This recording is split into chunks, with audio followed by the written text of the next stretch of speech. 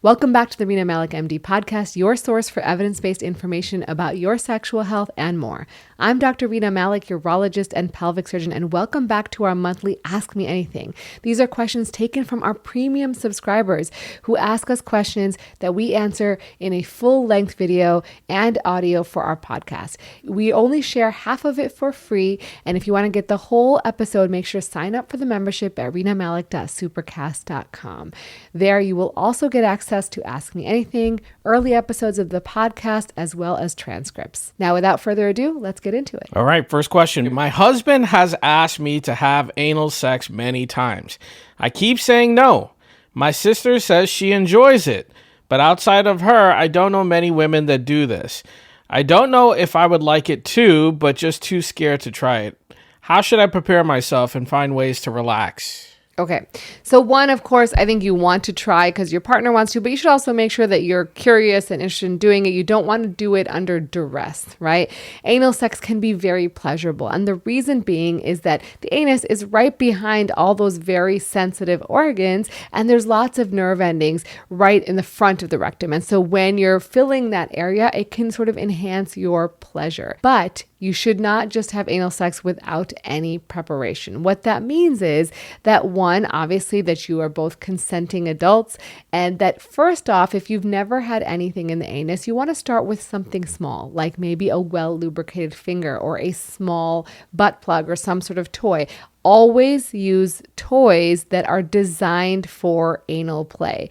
Don't use a household object or anything like that. I can't tell you the number of people who show up in the ER with things that have gotten sucked up into the rectum because there is a little bit of a sort of suction component that can happen when you put a device in there, and then you have to have someone get it out for you, either with a colonoscopy or with surgery. And so that's certainly not a trip you want to take to the ER. So always use toys that are made for the anus, that have some sort of flared base, that have a handle that you can get it out. And then you can progressively sort of work your way up until you reach the girth of your partner's phallus. And whenever you're putting anything in the anus, you want to make sure that you go slow, you take it easy, and you see how you feel, right?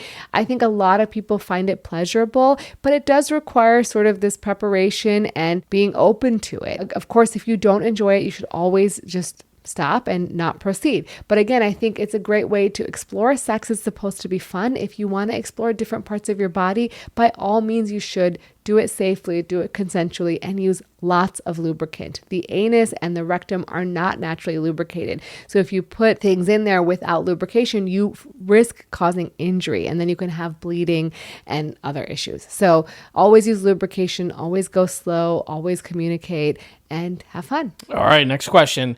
I was doing laundry and noticed that my teenage son had stains on his boxers.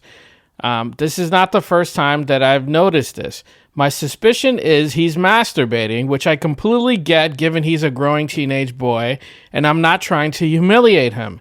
But when I ask him, he says he wakes up like this, and it sounds like a wet dream the way he's describing it.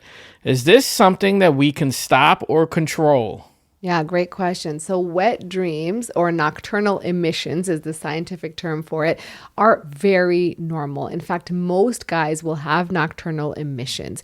And there's a few reasons this happen. One is that there is obviously potentially some friction in the bed that can cause a reflexogenic ejaculation. As we've discussed in the past, men will get 3 to 5 nighttime erections throughout the night. And these are reflexes. They're not necessarily due to erotic dreams or anything like that. And so that's one theory. Another theory is that when the bladder gets full, this causes some nerve responses to allow that reflex to happen. But ultimately, having nocturnal emissions is normal, and it happens to many, many young men. In fact, I encourage parents to talk to their kids about this before it happens, because it can be really alarming for a young boy to wake up and find himself covered in ejaculate and doesn't know what happened and feels like he did something wrong. I'm glad you're asking this question because it's completely normal. He should have nothing to be embarrassed about. Obviously, it happens a lot when kids are younger because their testosterone is really high after they go through puberty,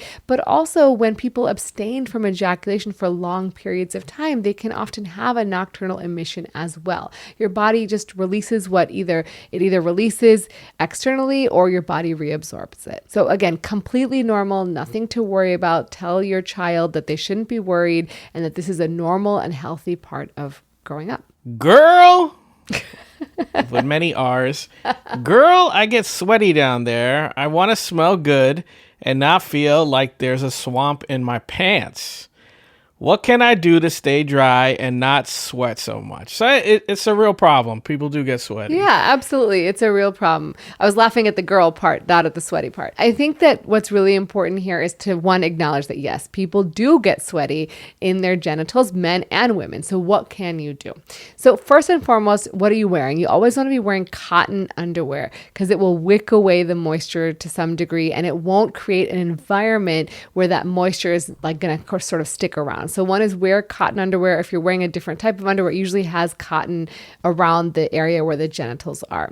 Two is you can use different types of powders to sort of wick away the moisture. And there's actually specifically designed like ball powders that you can find, but you can also, and even creams, and I've made a video on that on my YouTube channel if you want to check it out, but you can also use basic cornstarch or baby powder, which is now made with cornstarch, and that is safe. Now, talcum powder, which was previously used, has some linkage with testicular cancer, potentially ovarian cancer, and so we don't recommend that. But cornstarch is totally safe and easy to use and can help sort of wick away that moisture. Now, what I really want people to know is how do you wash your vulva if you're a female? I want you to use soapy water around the hair-bearing area and let it just run down. I don't want any aggressive washing or douching or getting the shower head and putting it in between your legs and letting all that water go up into the vagina. That's not necessary. The vagina is a self-cleaning oven. And so as long as you're cleaning the hair-bearing areas, which is what makes the smell, then everything else will clean itself. And overall, just sort of maintaining normal, good, healthy behaviors, right? So sometimes people will notice that their odor changes, and it can change over the course of the month because your hormones change over the course of the month. But the other thing is to realize, like, if you are drinking a lot of coffee or you're having a lot of asparagus, those things will affect the scent of your body fluids. So generally just stay hydrated, drink amount of water, have good fruits and vegetables, and your overall healthy microbiome will take over and keep your odors the way they're supposed to be. You're supposed to have a smell. Everyone is supposed to have a distinct, unique smell. It's not a bad smell. Now, if it starts smelling fishy or it's an abrupt change or there's a change in the color of the discharge, make sure to see your gynecologist immediately, your primary care doctor, to get evaluated. Make sure you don't have any bacterial vaginosis or other sexually transmitted infection. Thank you guys so much for joining us on today's episode of the AMA. If you guys want to hear the rest of this episode, make sure to check out renamalik.supercast.com and sign up for the premium membership. And as always, we're going to take care of yourself because you're worth it.